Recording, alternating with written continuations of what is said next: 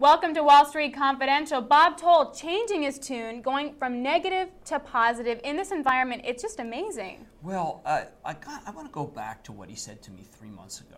I had him on. I've always liked Bob. I've always liked Toll Brothers. I actually battled them over a farm. So, I mean, I know that they, for over a 100-acre farm, that somehow got sold to them, that had a covenant that I had put in, and was able to get Bucks County to go against Toll Brothers. So, I mean, I know these guys. They're aggressive. They're tough.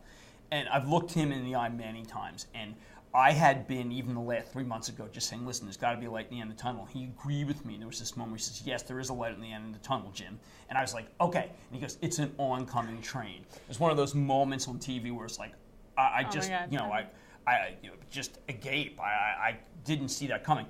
And because he was saying cancellations were still going up, he was saying that there's still too many properties that he has to build on, and he was saying that he felt that the federal government wouldn't get involved and do anything good, and he didn't think that there would be anything that could happen that could change that. Well, the government passed the legislation. It turned out to be very meaningful. He's pointed that out.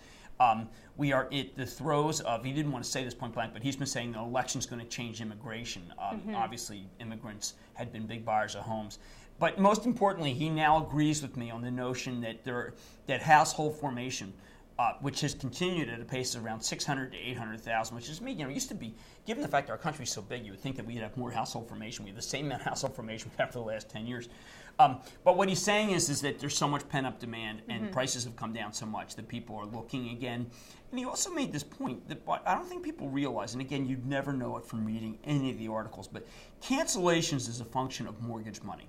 You cancel when you can't get your money. The fact that the cancellations have gone down big tells me that despite everything you read, there is plentiful mortgage money, plentiful.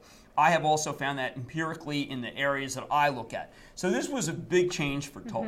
Now, people say, well, wait a second, does that mean the housing market's better? What it means is it's bottoming, and that's what the charts show. When I look at the charts every weekend, and I do because this is a very difficult market, you need every tool possible. The best charts in the whole book are the home builders. Toll now gave you the sustenance, the reason why those are the best charts. Why is media missing this so bad? Why is all we hear doom and gloom and none of this stuff? First of all, it's not, what are you going to do, right? The housing's turn. I mean, no one wants, that's a very contrary story to what everybody's looking for. But, I'm sympathetic to the media because there has been so little good news that you don't really believe good news. But where I think that you have to look at is you have to go with home builders, and this is one of the largest, who have consistently been negative, who are now turning a little bit positive. Right. Centex last July was so negative. There were positives in this quarter, Centex, but they wouldn't highlight them because they're so burned. Toll has not been burned. Toll had been saying it's bad, it's bad, it's bad, it's bad, it's bad. And what he said today is it's not as bad. Okay, there you go. Yeah. Bob Toll saying housing not as bad. Right, that's right. Thanks for watching Wall Street Confidential.